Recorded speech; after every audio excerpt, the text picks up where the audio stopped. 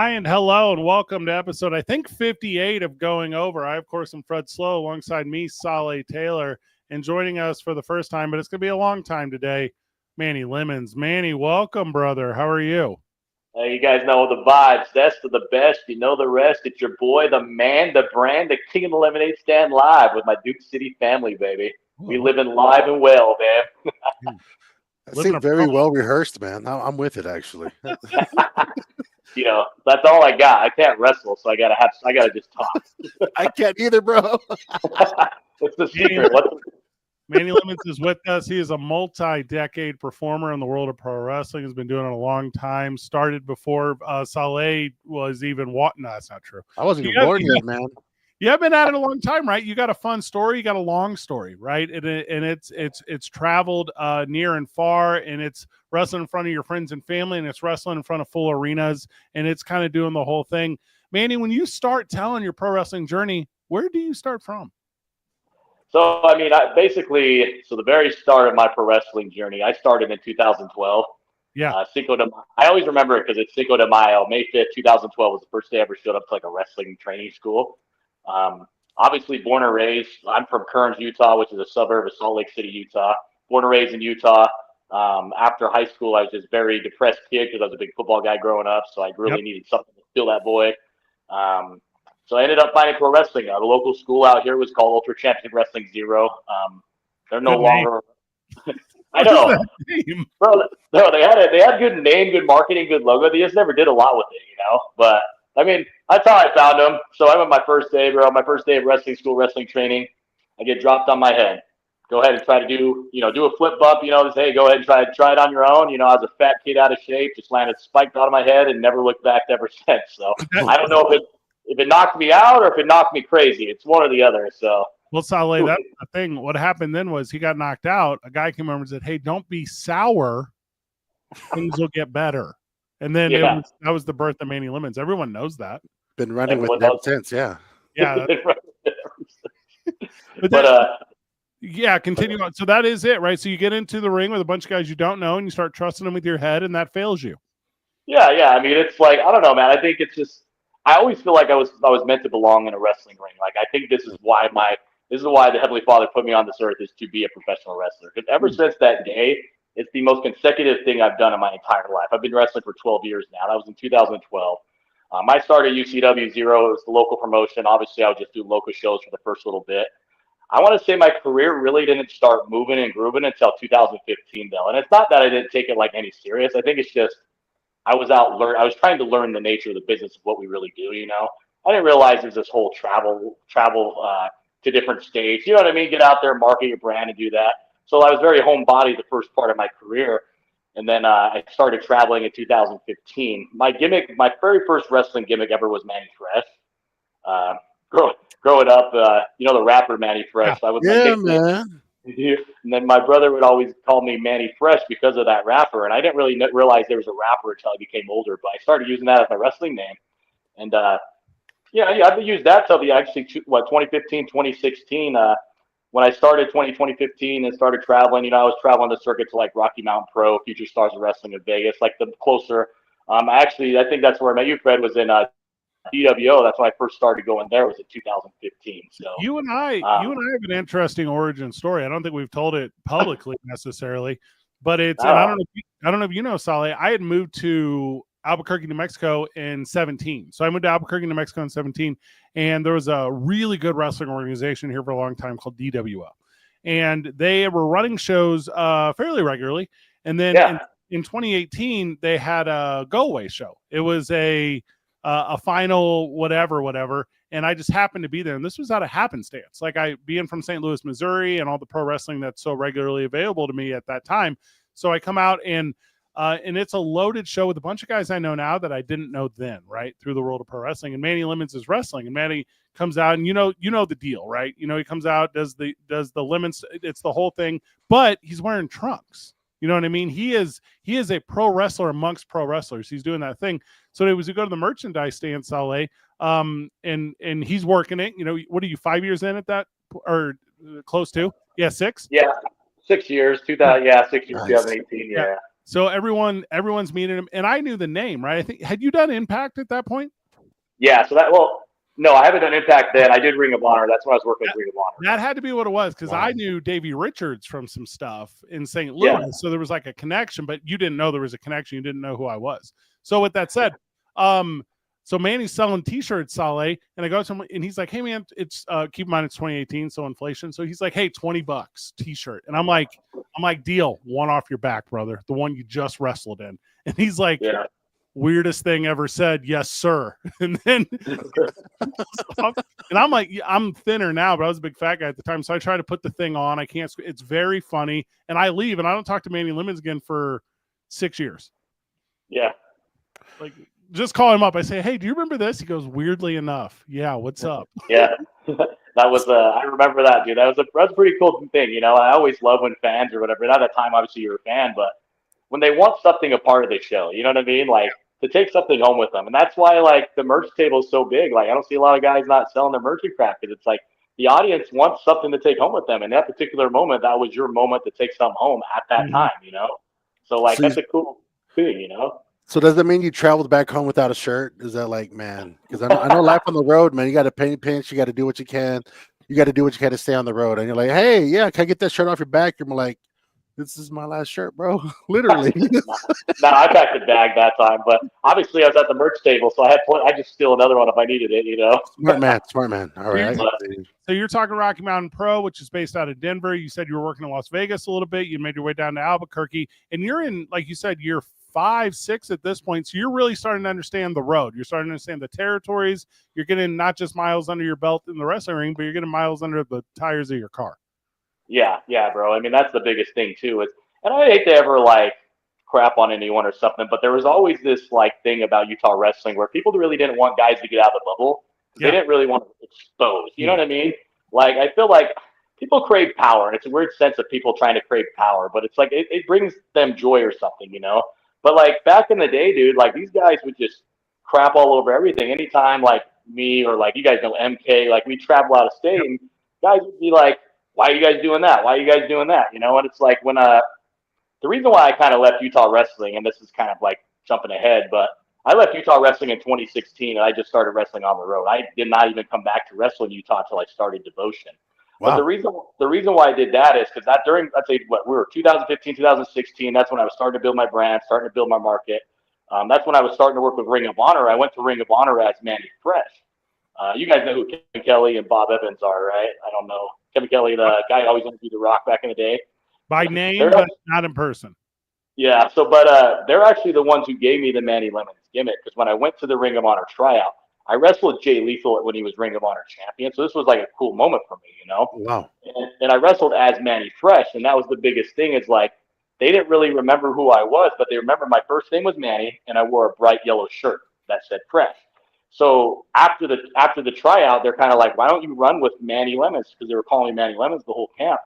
And I was like, "That's so dumb. I don't want to go with Manny Lemons. You know, I don't want that's who wants to be the lemon guy? Like, it just sounds lame. You know, you want a cool name. You think wrestling name, you want cool. You want John Stamos or something. You know what I mean? Like, but so we went to the diner afterwards, and Bob Evans was showing me his design guy Richard, and he was kind of showing. He asked him to send the lemon head or whatnot.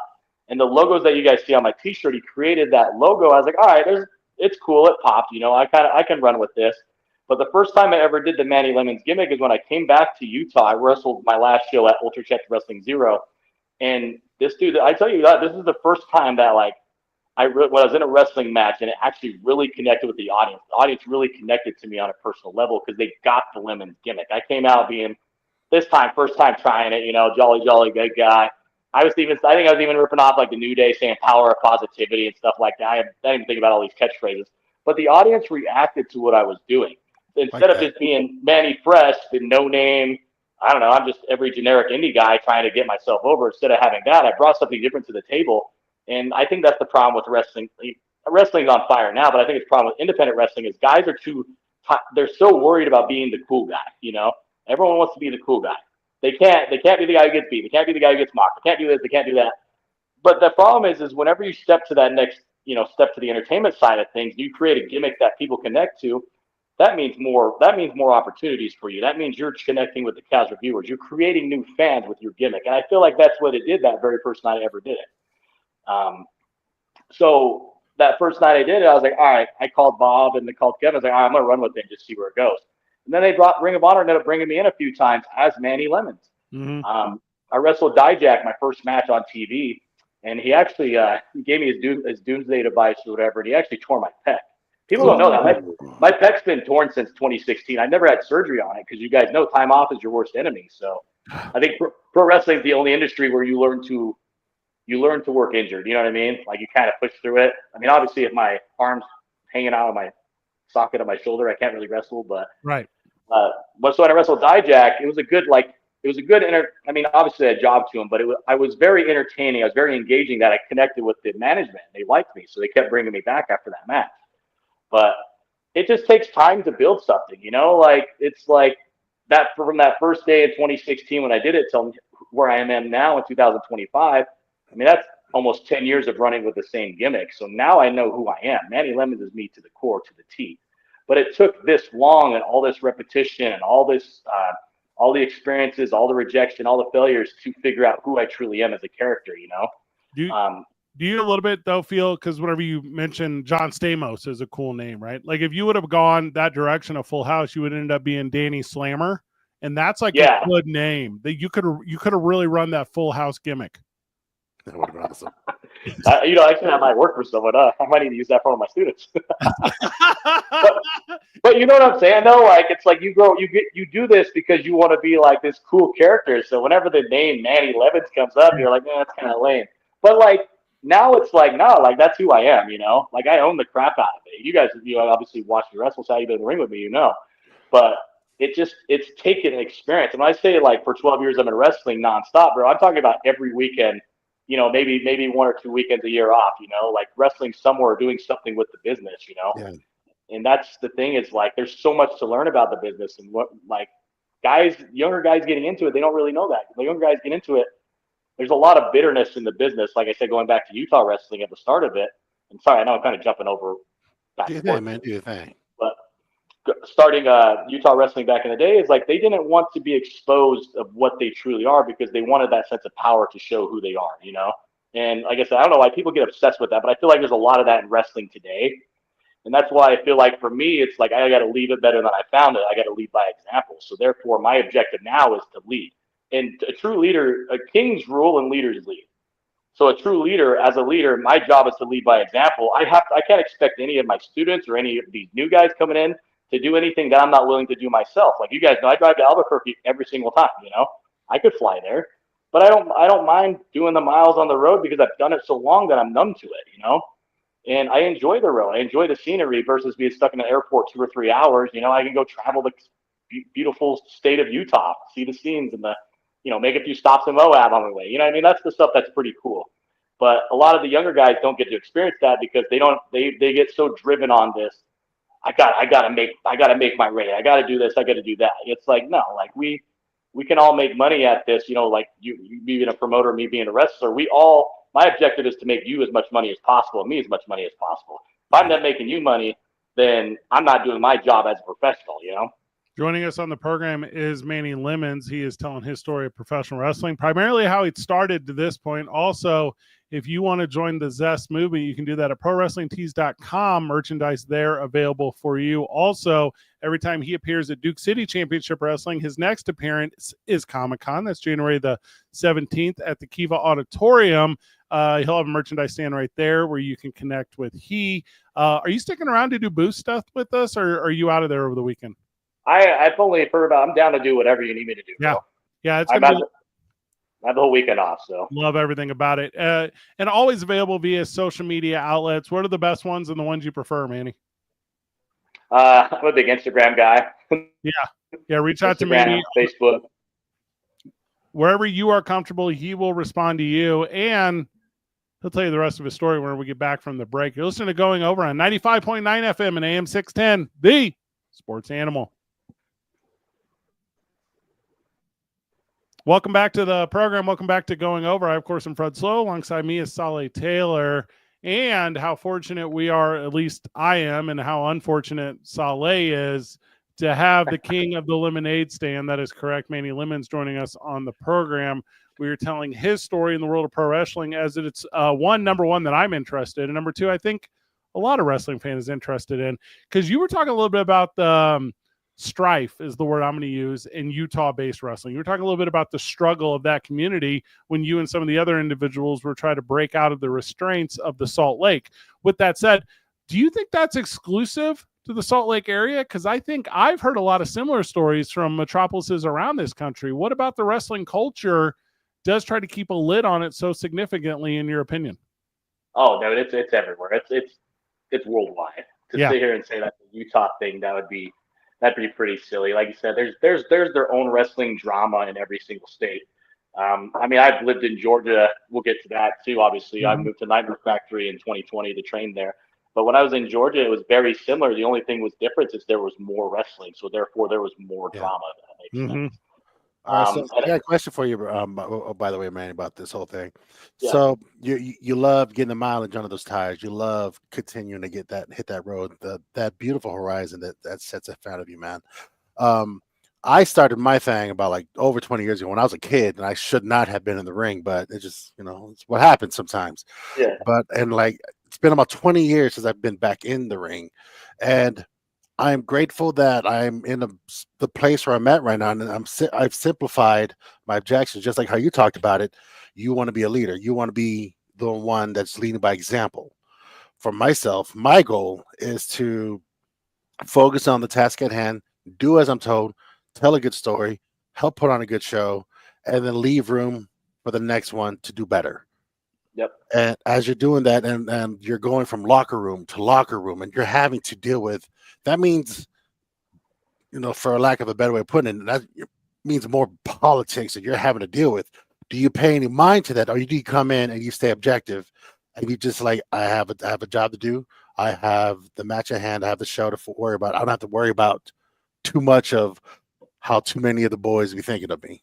If you don't mind me asking like that. Oh, 100%, bro. I mean, obviously, wrestling is a very political sport. My objective, though, whenever I go to a show or go to like work extra work or work with TNA or any of that, is my objective is to do the job that I'm told. So therefore, I don't really pay too much attention to the politics at hand. Just because of the same sense, Fred brings me into his promotion. He's bringing me to do the job. My job is to do the best job for him. I don't need to worry about anything else. So I don't know, man.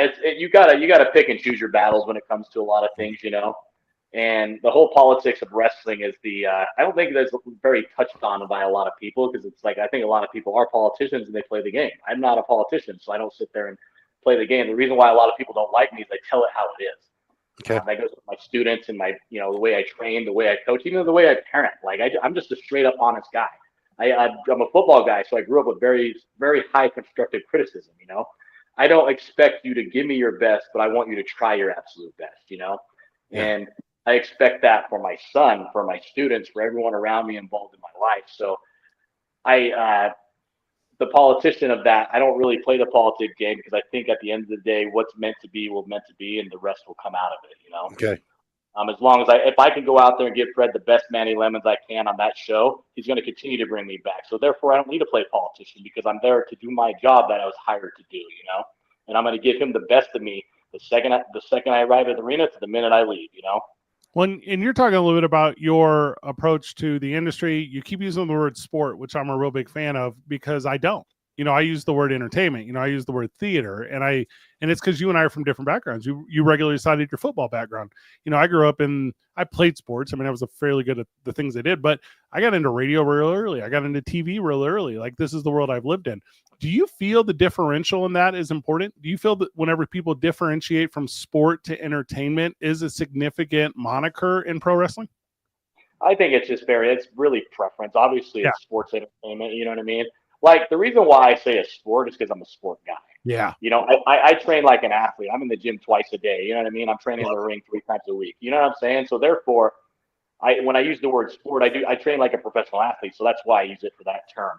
It is a form of entertainment. You know what I mean? It's like Netflix. Raw's on Netflix. It's a show. You know what I mean? It's entertainment. And that's but it is the athletes themselves are athletes because they have to look like superstars. You can't like be, you don't see anyone on there with a gut. You know what I mean? You see them all working out, looking the part. You know what I'm saying? And that's not a jab at any like these indie guys or anything, but that's just where you have to put yourself in the truth bomb nature of, do I really look like John Cena on television? You know what I mean? Do I look like Roman Reigns? And if the answer is no, then you got to work just as hard to get to that level, because WWE hires the 1% in the world. In order to be the 1%, you got to look like the 1%. It's an aesthetic business. So that's why I say the word sport. It's an athlete. I'm an athlete, Like, I could go out there, bro. Like, even my kid, like, he's at the same age. I'll go out there and ball him up right now. I could still go, don't get me wrong, dude. I'll go throw those shoulder pads on right now. Your boy still got it. I haven't slowed down, but I don't need to get it. Yeah, I don't need to do that anymore. You know what I mean? So, yeah, I just stay on top of my game, Like, I think that's why I lean more towards the sport, because I'm a sports guy. Manny Lemons is with us. He's talking the world of pro wrestling, telling his story in the world of pro wrestling. And where we're at was you're moving through that advancement, right? So you said you're halfway to where you currently are, and you're working out in Georgia, and you're working all over the country, and you're getting an opportunity with Ring of Honor. And you said you got a little bit of a parcel, and you turned it into a big piece. Tell us where it went from there. Yeah, so I mean, obviously, what was it? From 2016 to 2018, 2019. All the way to the pandemic. The pandemic, at that time, it's 2018 is when I opened up Devotion here in Utah. Mm-hmm. The only reason why I ever wanted to actually run a promotion, or actually I didn't even want to run a school, I just wanted to run one show. I just wanted to run one show in 2018. The reason why I wanted to do it is because my grandmother and my dad are huge fans of me. And watching your kid online versus watching them live is a different element. Yeah. So I wanted to do a show for them to just experience the vibe. When we ran our first show in December 22nd, 2018, it really showed that the community of Utah, everything like, I was kind of bashing. I hate always bashing it, but it showed the community really needed something different. They needed something fresh, So when we had our first show, we actually put on a, halfway decent show. It wasn't the best. I'm still learning, but it was good enough where the consumer wanted to retain and come back. When is the next one? What do we go after this? So at that sense, in the back of my mind, I'm like, that's the same night after the show. I'm talking to the venue. Hey, can we book a date next month? You know what I mean? And they said, yeah. It was fortunately worked open, and we ran that next. I was like, all right, well, I want to run a good show. We got to kind of like show we're a serious competitor. That's when I hit up Sepa Solo Sokoa. I wrestled him in FSW. Yeah, you did. Our tribal chief, right? I hit him up and I wanted to bring him in because he was still young into the business. He was just barely getting in. And he was in Vegas, so it wasn't like I needed to fly him in. He was just going to drive up with the guys, So we brought him in. Me and him ended up doing a tag team that show, and we drew over 400 people our second ever show, Way to go. So at that point, it was like, all right, well, we kind of are in too deep at this point. The community is going to demand it from me if I don't give it to them now. So ever since then, I kind of ran with the ball of running the promotion and keeping the wrestling economy in Utah healthy. You know what I mean? Is from that day. At that time, I don't know if you guys knew, one chicks I was dating at the time, her name was Rekha Tahaka. We never were married. We always said we're husband and wife, but she actually looked at me that day and she says, well, if you're going to do this, you're going to train me. And that's when I first decided to open up the wrestling school in 2019.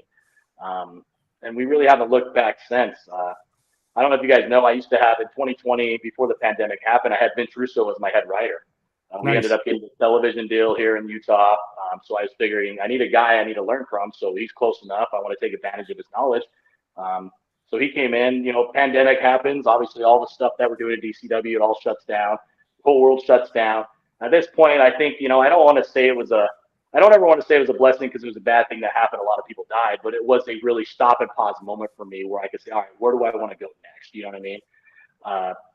And that's when the opportunity came. One of the guys that I was bringing out regularly, I got to put him over. His name was Roman Roselle. He's a Green Beret. I don't know if you guys see him. He's based out of Arizona. He was the grunt style guys.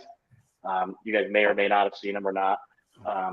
But he was coming to Devotion quite often, and he was actually on his way out to OVW and making his way down to the Nightmare Factory with DDP and all that. Well, he works for Dallas. He was making his way to work to train with Cody and QT out there. But he was all, hey, if I can get you in the Nightmare Factory, would you want to come? And I knew QT from Ring of Honor. In my back of my mind, I think at that moment in time, we all kind of knew the Nightmare Factory in Georgia. was the kind of unofficial developmental company for AEW at the time. Yeah. So I think in the back of my mind is like, you know what, if I can go in there and do something where nothing's going on here, but we can go there and use this stop and pause moment to kind of create some noise there. And that's kind of where I took the advantage of it. Moving to Georgia was, it ended up, killing my relationship, but it was the best thing for me because it's what really created me to step out of my comfort zone. The scariest thing in the world, man, is to move away from home. And, it's like we're all comfortable in our home lives. That's why a lot of people hate to travel. They hate to move. They hate to do all this crap. But in order to grow, you got to learn to be uncomfortable. And that's a very uncomfortable situation because I'm traveling to uncharted waters. Here in Utah, I own the territory. Ain't no one to come out and bank me, There, I don't know what I'm walking into, But it was a great experience, man, because, I got to work with AEW a couple times, QT. You guys know Glacier Ray Lloyd for WCW. He was actually, I always called him my Atlanta dad because, yeah, bro, he'd always go sit there after training. I'd go sit in his apartment. We'd watch the old school WCW, Being a WCW mark growing up, man, like that was a cool moment for me, You'd always have DD, that's where I met DDP. That's where I met Ernest the Cat Miller. Pretty much anyone in the industry, it came from this experience that I had in Georgia. I was training at the Nightmare Factory. I did the AEW quite a bit, the AEW Dark. And this is when I was kind of bouncing back and forth. But in 2019, that's when I kind of started working with TNA. I was doing just job matches, spot matches anytime they came to the West Coast. But Scott D'Amore is my friend. So when Scott D'Amore, I got booked for a Lariato show, which is a show in Georgia. Scott, this is when Gallows was the promoter. You guys know Luke Gallows, Festivus. He was bringing in, a bunch of guys because this is when he got let go from WWE. He's in TNA now. He's, bringing all the boys from TNA. I ended up going to work his show, and I knew Scott because of time in TNA over there. He's like, hey, you're over here on the East Coast now. I was like, yeah, I live in Georgia, Then, I'd say maybe a week or two later, D'Lo Brown calls me and offers me the position to come in and do a match.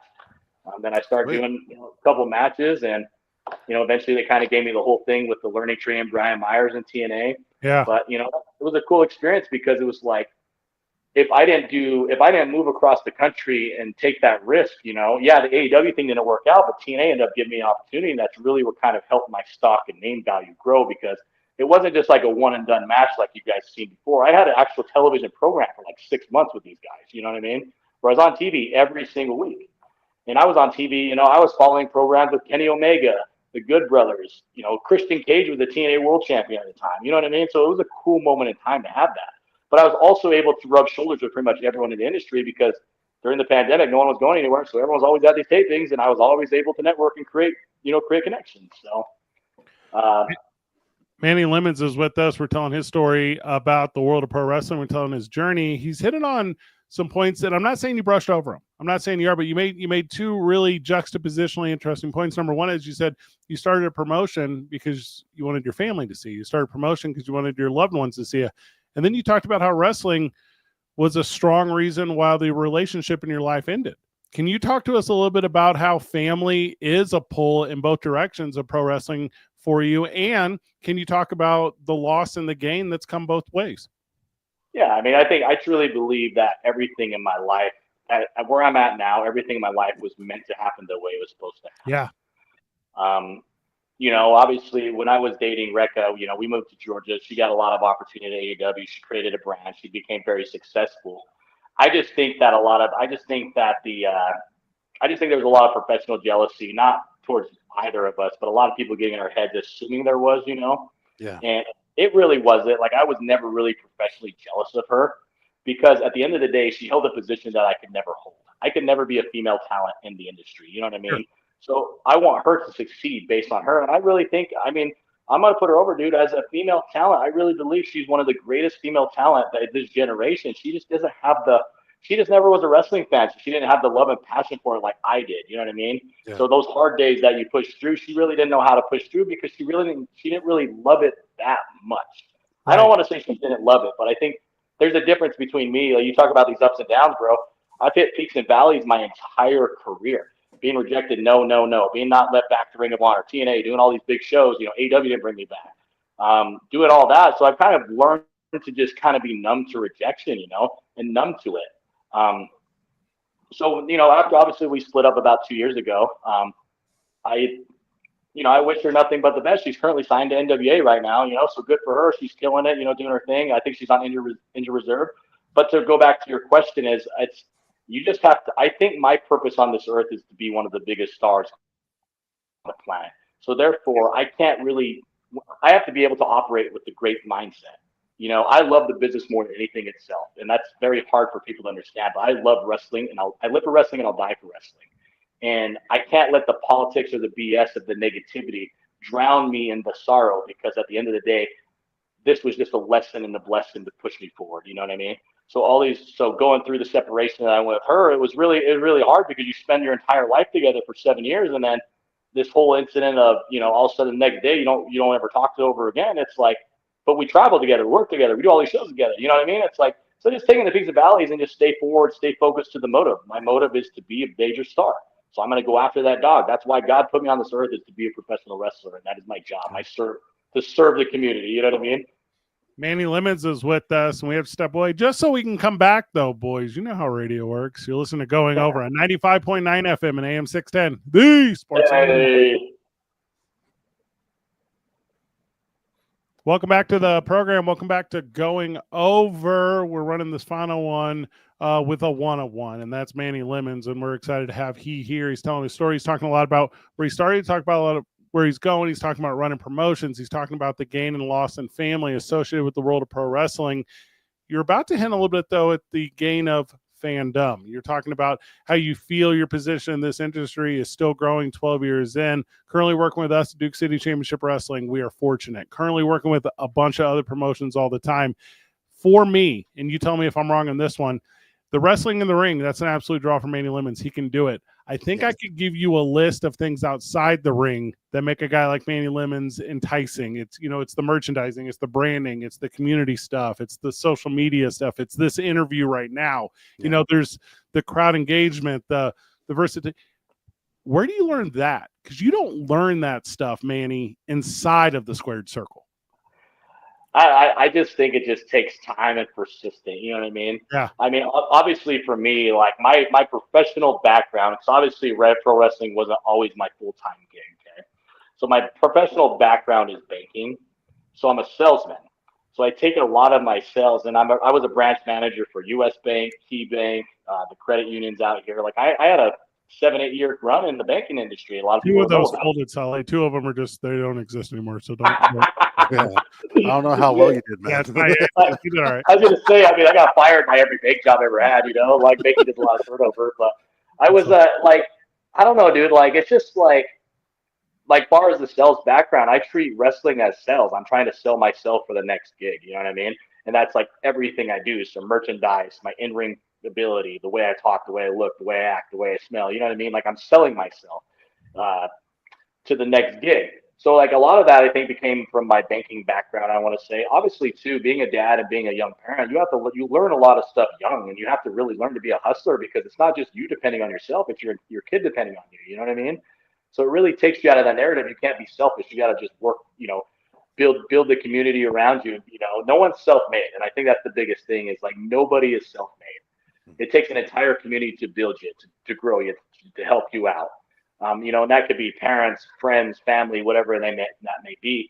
For me, for particular, is my goal now with like Utah Wrestling example is to give back to the community that helped build me, because Utah Wrestling did kind of help build the Manny Lemons brand. So now it's like I gotta give back to this community. So it's like doing things like this. You guys give me an opportunity to wrestle for your promotion. I want to give back to that, give my time to that, because time's the most valuable asset we have. I do a lot of boys and girls club visits. We were partnered up with them, so a lot of community work there. I actually just did one yesterday. That's I think why we couldn't do this call, is because I had one yesterday and I was already set.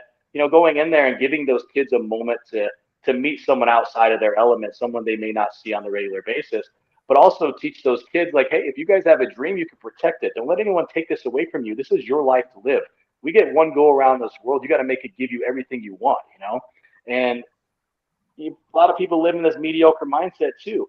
I don't live that way. I want everyone around me to survive and thrive. I want people to learn and grow. I want people to go after their dreams and aspirations, I mean, that's a lot of, so I have a wrestling school here in Utah full of 20 students. Those people depend on me to be a leader and lead. I got to give back to those people, because those people are helping me achieve my dreams and aspirations.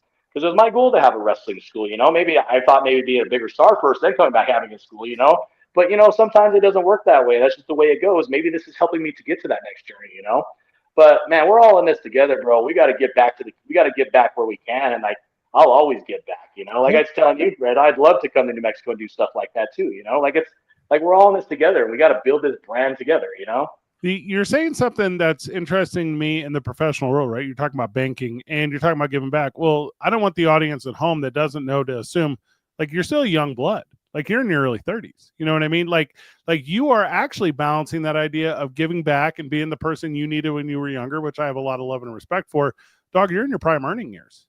Like you are you're in that exact middle. We talked about that a little bit earlier with family too, right? So how are you finding that balance? Like how are you through the Manny Limits persona? And I won't use your shoot name here because I don't know if you use it publicly, but how are you balancing those things as you're trying to give, but also make sure you're optimizing not just your monetary income, but your life income?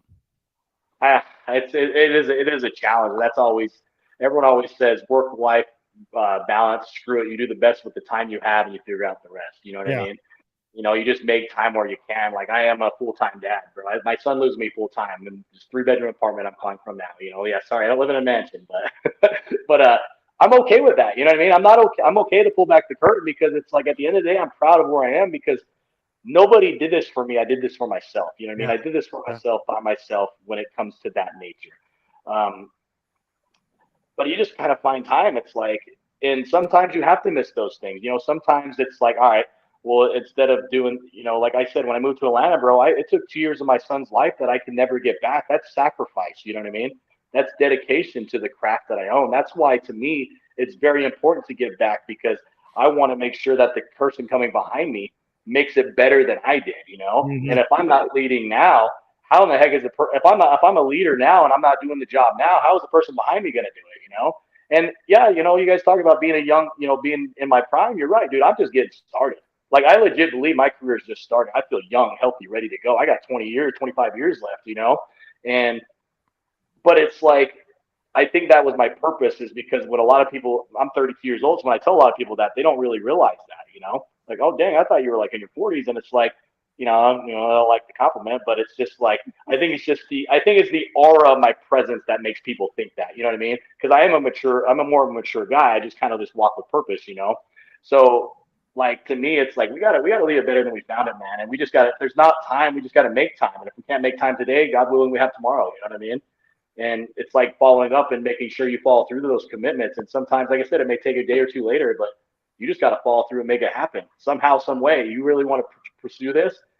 Like, I can't just put one focus on just this. I got to balance all those plates. It's operating under chaos is the magical word I could say. You learn to operate under chaos. He's simply the zest. Manny Lemons is joining us on the program, and he is telling his story. It's been very good. Saleh, we've been kind of railroading you a little bit. What do you got? No, man, I was just like taking it all in, comprehending, and just like absorbing. One of the greatest things you can be in this industry, in any industry, is especially myself. I approach this as a musician, and I like to think that I'm a better listener than I am an actual performer. I think everyone thinks you're better when you're listening. Thank you. You're welcome. But wait, I do my thing, man. But no, it's a really beautiful thing, and getting to know a lot of on your background and more importantly, like you're walking in your purpose, man. Yeah, and you're following through on it, and it shows. That's one of my favorite things. That you walk in. My first time seeing you is when I met you was at the Rio Rancho show, but you've left such a lasting impression, and it's been several years since you've been back here.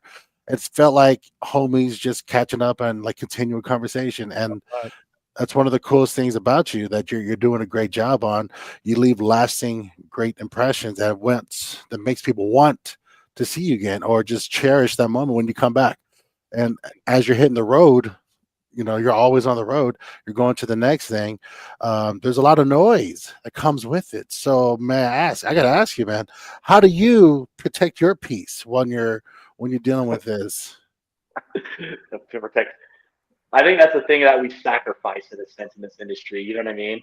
Like my objective now is to serve. So my own peace comes second. You know what I mean? Yeah. Like, Ooh. does that make sense? Like, so like, and I know that, but that's the thing. There's a sacrifice to greatness, and it's your own pleasures, your own desires, your own peace. You know what I mean? Like, it's like, if this road were easy, bro, everybody would do it. Everyone would be a wrestler. Everyone would be a rock star. It's not. This is a hard ass industry to thrive in, and that's like musicians and acting and like it's a similar road, man. It's like we're all fighting for that one spot, and Yeah. I want that spot. So I'm gonna play angry, but at the same sense, I'm humble and aware of where I am and what I've done. You know what I mean, and what I bring to the table as well. Well, and, But like, oh, go ahead. oh, not to cut that off, Manny, but where you were and where you are, those are two different things, right? And as we measure success, we measure it by the distance traveled. You had your debut. You remember it. I know you remember. You said Cinco de Mayo, May 2012. You said it out loud. Do you have those little milestones? Like, do you remember a fan from it? Do you remember the first time you saw a fan return to buy a ticket for you? Do you remember the first time a family member saw you? Like, do you have all these momentous things, or are they days gone by for you? I don't know, bro, because it's like I used to be the guy who would like statistically like keep a record of how many matches, how many sales, or what I've done. But the problem is like I feel like if I get too consumed with that, then I'm worrying about the purpose. I got to live the moment, enjoy the moment, celebrate the moment, move on to the next one. Good answer. So therefore, I can't sit there and lay in the sand and worry about this and that. Nah, bro. Tomorrow's a different day, and tomorrow we got to do just as much work as we did today, and much more because we got to be better than we are today. Well, that's the direction right of these final few minutes here is. Where is Manny Lemons going? Like we're sitting here, it's January of 2025, right? Like it's fun to plan this year, but plan the next 10 years, my friend. Talk to us about where Manny Lemons is going to be and how long Duke City Championship Wrestling can hold on to you. God willing, yeah. What's next, baby? What's next? Oh, I'll always come back to New Mexico as long as I can. I love New Mexico. That fan base is hot. But no, they're like I tell everyone, dude, I really believe in my heart of hearts that my desire and my goals and what I was put on earth to do is become the biggest star in the world. And I have to look at my entire journey. You're like sitting there like, yes, I know where I've been. I'm aware of what I've done. But at the same sense, I'm not satisfied because I want more, Yeah. So in the next 10 years of my life, like you said, I'm entering these prime years. They're very crucial. So I got to maximize every single moment, every single opportunity. I truly believe in 10 years, I will be a multiple world champion for WWE, 100%. And the way the world is now and the way everything is going, dude, like I'm in talks with WWE. You know what I mean? Like I can actively say that. Like I'm on their radar. I'm not ID, but that's not my goal is to be ID. My goal is to be a major player, be a major star. So I'm going to build my brand and build my product to show them that, look, I don't need to go through all this developmental crap. You guys need me on that main roster. You know what I mean? Yeah. And it's the road of the AJ Styles, the Kevin Steen, the Kevin Owens. You know what I mean? These guys these guys have taken so long to get to where they want to get because they didn't quit.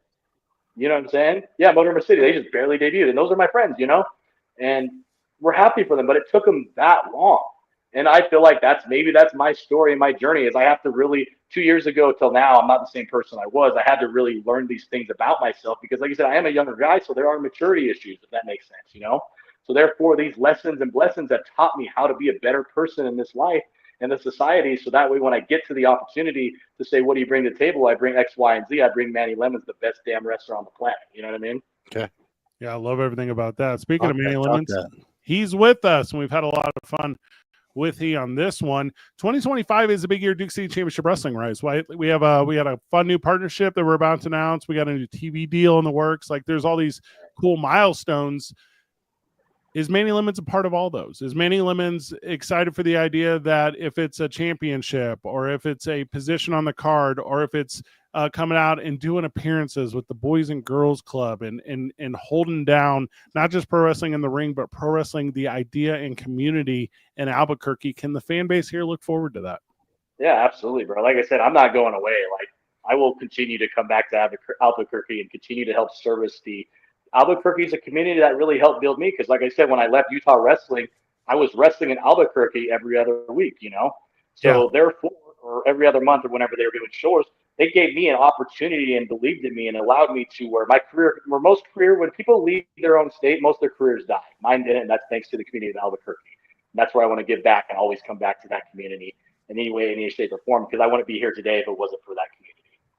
If you are sharing this in your network in town of Salt Lake and the surrounding communities, what is the best way for individuals who are excited about the world of pro wrestling to reach out to you and your organization for guidance and maybe direction in becoming that? Yeah, absolutely. So obviously, Manny Lemons on every single social media: Facebook, Twitter, Instagram, or X, or whatever you want to call it. Devotion Championship Wrestling is the actual name of the promotion that I run here, and the school that I run is the Al Snow Wrestling Academy of Utah. So they could look us up on Facebook, Twitter, how we say Twitter, X, Instagram, TikTok, the YouTubes, whatever social media you have. We have but 2 minutes left here at the very end, and I saved this question for the very end because this is all the time it deserves. You've wrestled hundreds of individuals in your professional career. How much is Sale Taylor one of them? I love wrestling Sale, man. Like I said, it was a fun match. It was fun. And the fact is he's been doing it a long time. He was willing to listen and willing to learn from my experience. You know what I mean? And I love that. Like, just let me lead and we'll be good. Well, I promise you it'll be a good match. And Sale is 100% whatever you want to do. And it's like, it's not that I need to come in and like run ship or anything, but I like that open mindset, willing to do whatever I guess I don't want to say more experience, because I guess television wise, yes, but willing to do what more experienced guy in the match wants to do to ensure that it's a better product. And I respect the heck out of you for doing that, because a lot of people don't do that, bro. I'm the same way. If I have anyone from like any of my boys, Tommy Dreamer comes here, he's telling me what to do. You know what I mean? We ain't doing my way. What do you want to do? What's going to be best? And not that I have more stock than you or anything, but I do have more television experience, and you respect that. I appreciate that. People aren't like that. People are very selfish. And they think, like, again, wrestling, it's a predetermined battle. It's not real. I hate to say that, but it is entertainment, Everything was fun, though. I loved it, and I'm grateful and honored to share time with you. And I know it's not the last time we'll see each other in the ring. Yeah, I'm pretty sure we'll be seeing each other very soon. We're at the end of this one. It was a fun one. Manny Lemons was the star of this one. You can see him in person January the 17th. That's a Friday night at the Kiva Auditorium at Albuquerque Comic-Con, as he and a buttload of pro wrestlers are going to be there doing pro wrestling things. Sale Taylor, thank you so much. Manny, give us your final words, brother.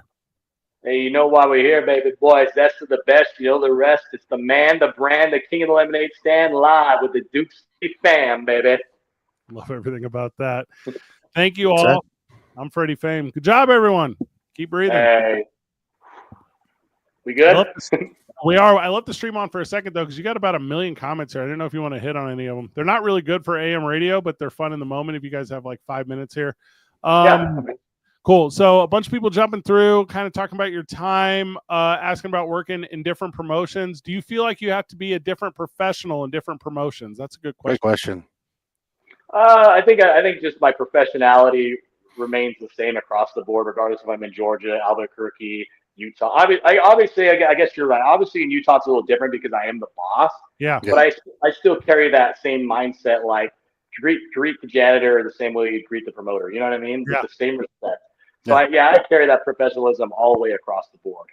If I'm WWE or I'm indie wrestling, Is it a different approach for you to go at like a Comic-Con show or a state fair show or an expo show or a TV show? Like, does Manny Lemons have different levels of character when he's out there? Is one for the kids and one for the streets?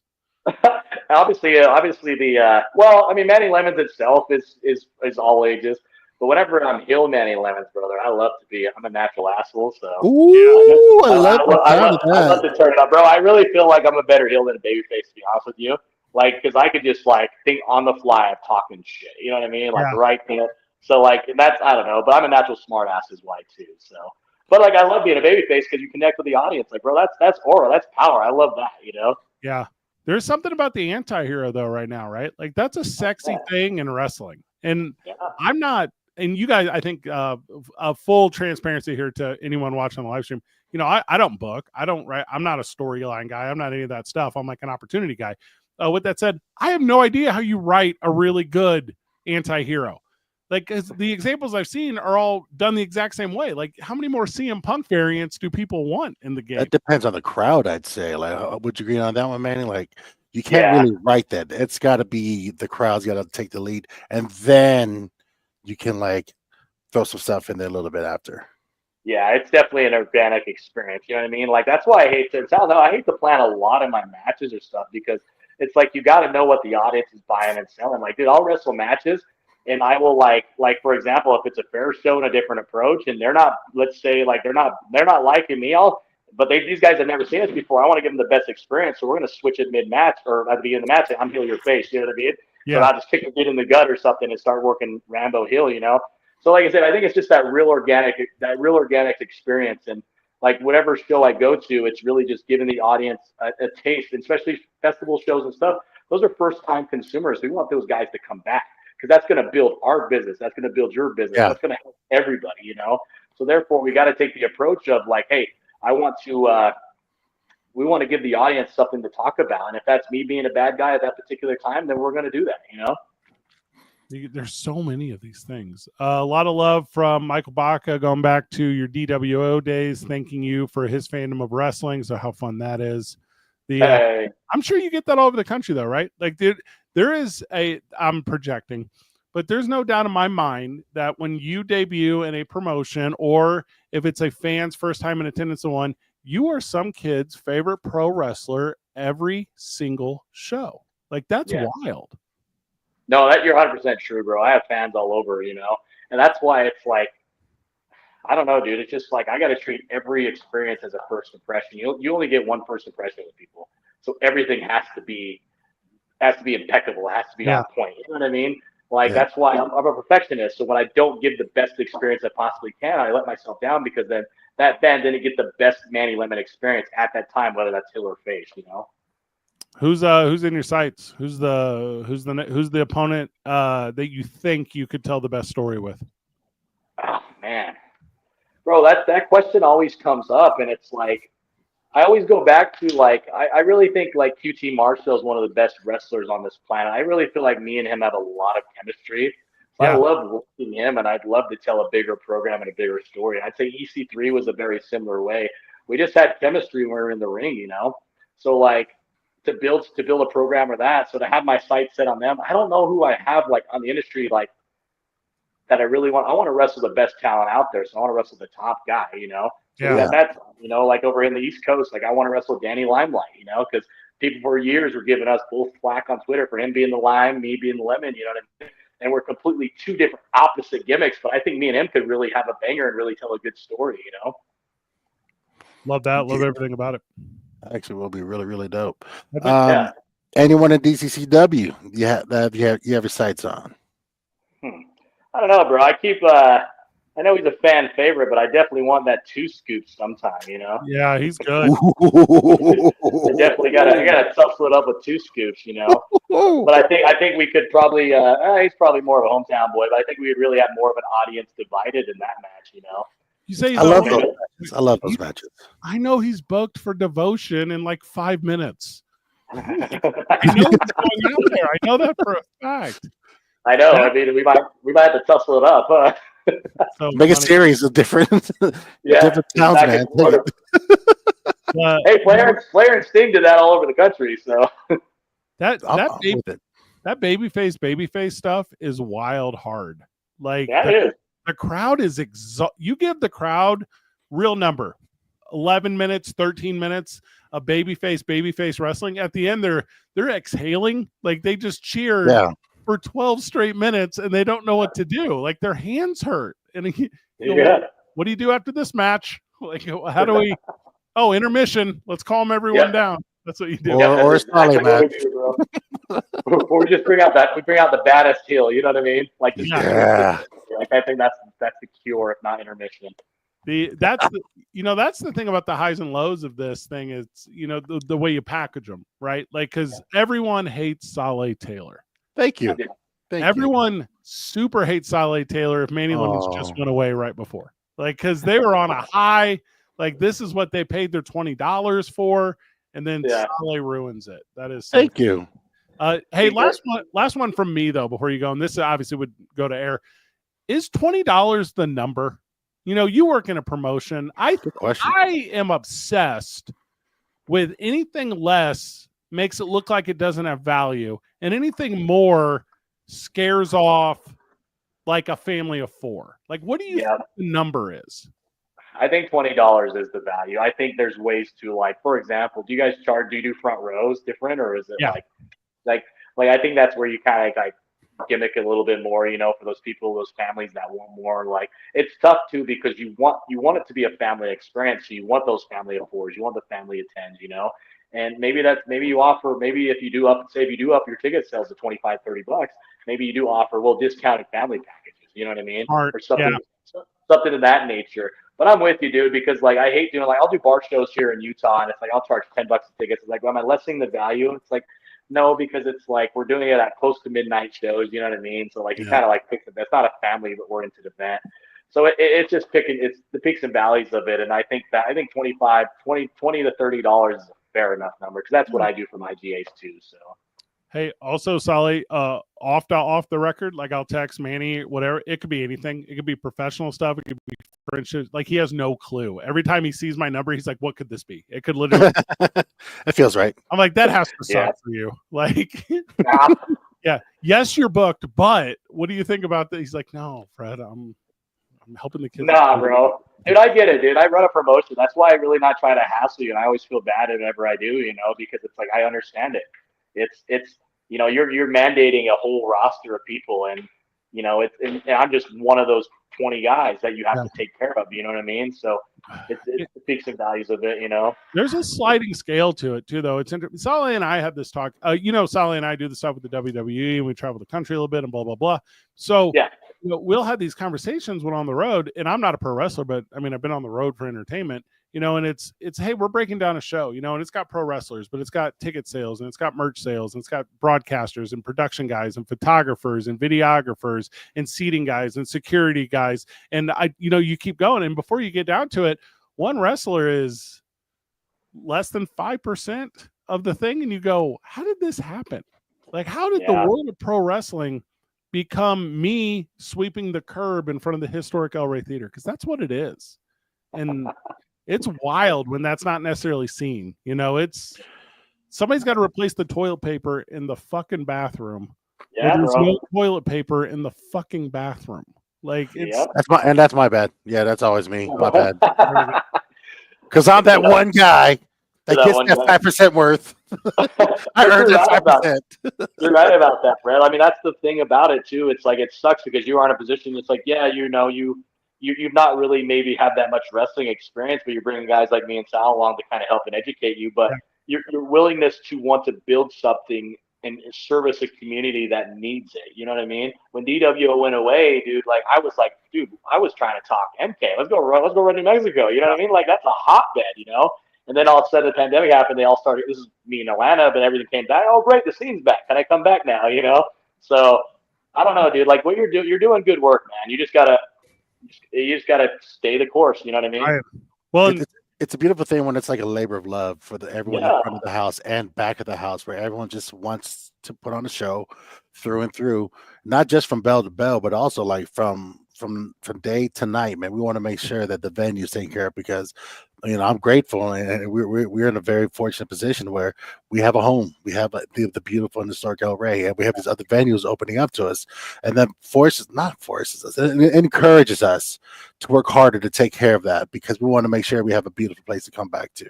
We have our fans that want to come back in, because they know that everyone from front to back is wanting to put on as good a show as possible. One last thought, too, and I won't keep you boys more than another minute, but it was the fellowship that, like you said, was lacking in Utah. And maybe I'm ignorant and on the outside looking in, but like us, and like Phase One Pro Wrestling, right?